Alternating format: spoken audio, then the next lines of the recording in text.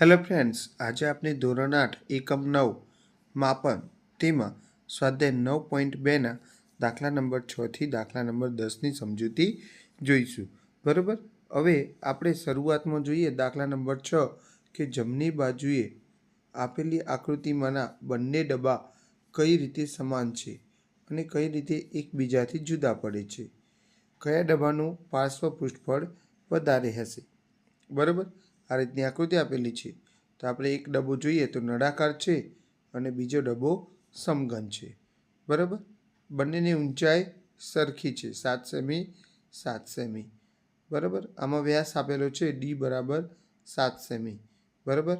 એટલે કે આર બરાબર શું થાય તો 7/2 સેમી.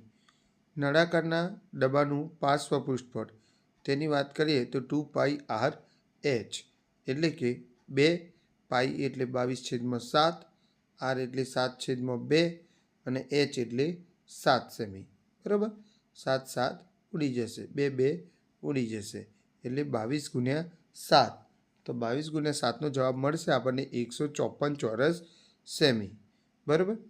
આગળ જોઈએ સમઘન ડબ્બાનું પાર્શ્વ પૃષ્ઠફળ એ થશે 4l² એટલે કે 4l ની જગ્યાએ આપણે લખીશું 7 સેમી.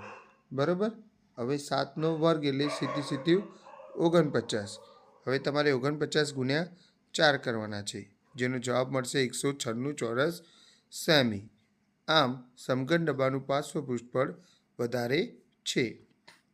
આગળ જોઈએ દાખલા નંબર 7 કે 7 મીટર ત્રિજ્યા અને 3 મીટર ઊંચાઈવાળી એક બંધ નળાકાર ટાંકી ધાતુના પતરામાંથી બનાવવામાં આવેલ છે. આ ટાંકીને બનાવવા માટે ધાતુનું કેટલું પતરું જોઈએ. આર બરાબર 7 મીટર છે, એચ બરાબર 3 મીટર છે. નળાકારનું કુલ પૃષ્ઠફળ થશે 2πr કૌંસમાં r વત્તા h. હવે 2 પાઈ એટલે 22/7, r એટલે આપણે 7 લઈશું, કૌંસમાં r એટલે 7 અને h એટલે 3 લઈશું. અહીં આપણે જોઈએ તો 7 7 ઉડી જશે. બરાબર. અને 7 ને 3 10 થશે. 22 × 2 = 44, 7 ને 3 10, 44 = 440 ચોરસ મીટર. બરાબર. આમ બંધ નળાકાર બનાવવા 440 ચોરસ મીટર પતરું જોઈએ. આગળ જોઈએ દાખલા નંબર 8 કે એક ખુલ્લા નળાકારની વક્ર સપાટીનું ક્ષેત્રફળ 4224 ચોરસ સેમી છે. આ નળાકારને તેની ઊંચાઈ તરફથી કાપીને 33 સેમી પહોળાઈની એક લંબચોરસ આકારની શીટ બનાવવામાં આવે છે. તો લંબચોરસ શીટની પરિમિતિ મેળવો. અહીં એલ બરાબર આપણે શોધવાના છે. બરાબર. બી બરાબર 33 સેમી આપેલા છે. લંબચોરસનું ક્ષેત્રફળ બરાબર લંબાઈ × પહોળાઈ. આમ લંબચોરસનું ક્ષેત્રફળ આપેલું છે 4224. લંબાઈ આપણે શોધવાની છે. પહોળાઈ આપેલી છે 33 સેમી. 33 ગુણાકારમાં છે બરાબરને આ બાજુ જાય તો ભાગાકાર થશે એટલે કે 4224 ભાગ્યા 33 જે ભાગાકાર તમારે કરવો પડશે અને ભાગાકારનો જવાબ મળે છે એલ બરાબર 128 ચોરસ સેમી. આમ લંબચોરસની પરિમિતિ બરાબર 2 કૌંસમાં લંબાઈ વત્તા પહોળાઈ. 2 કૌંસમાં લંબાઈ મળે છે 128 અને પહોળાઈ આપેલી હતી 33. હવે આ બંનેનો સરવાળો કરતાં જવાબ મળે છે 161. 161નો 2 વડે ગુણાકાર કરો જેનો જવાબ મળે છે 322 સેમી. બરાબર. આમ લંબચોરસની પરિમિતિ છે 322 સેમી. આગળ જોઈએ આપણે દાખલા નંબર 9 કે એક રસ્તાને એક વખત સમતલ કરવા માટે રોલરને 750 વખત પરિભ્રમણ કરવું પડે છે. હવે જો રોલરનો વ્યાસ 84 સેમી અને પહોળાઈ 1 મીટર હોય તો રસ્તાનું ક્ષેત્રફળ શોધો. આ રીતની આકૃતિ આપેલી છે.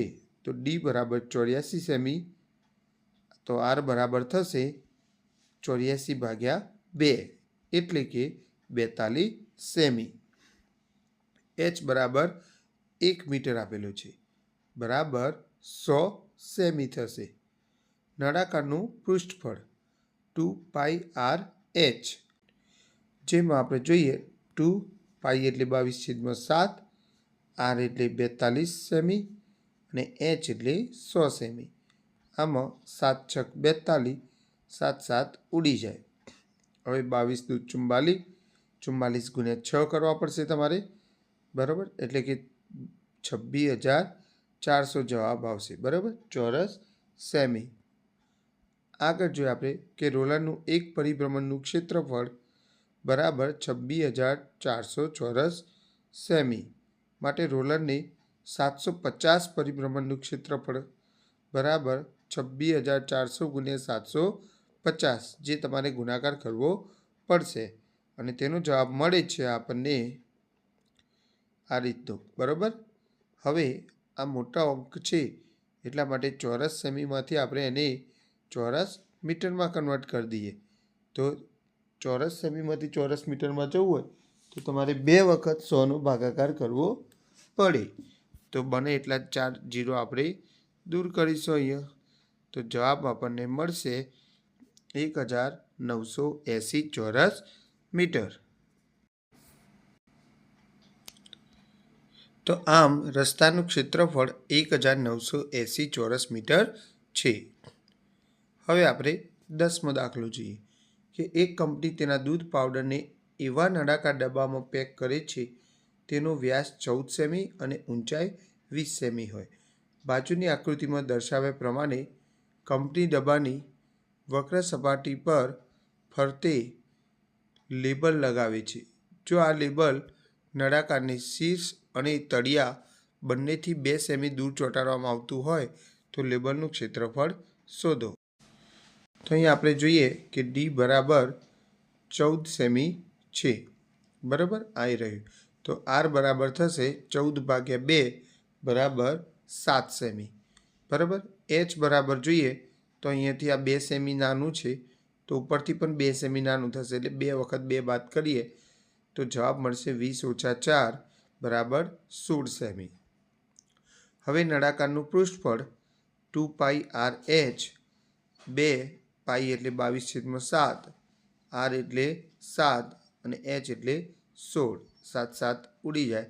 22 દુ 44 અને 44 ગુણ્યા 16 કરવા પડશે, જેનો જવાબ મળે છે 704 ચોરસ સેમી. આમ લેબલનું ક્ષેત્રફળ 704 ચોરસ સેમી છે. તો ફ્રેન્ડ્સ, અમારી આ ચેનલ સબસ્ક્રાઈબ કરી, વિડીયો લાઇક કરી અમને સપોર્ટ જરૂરથી કરજો. Okay, good.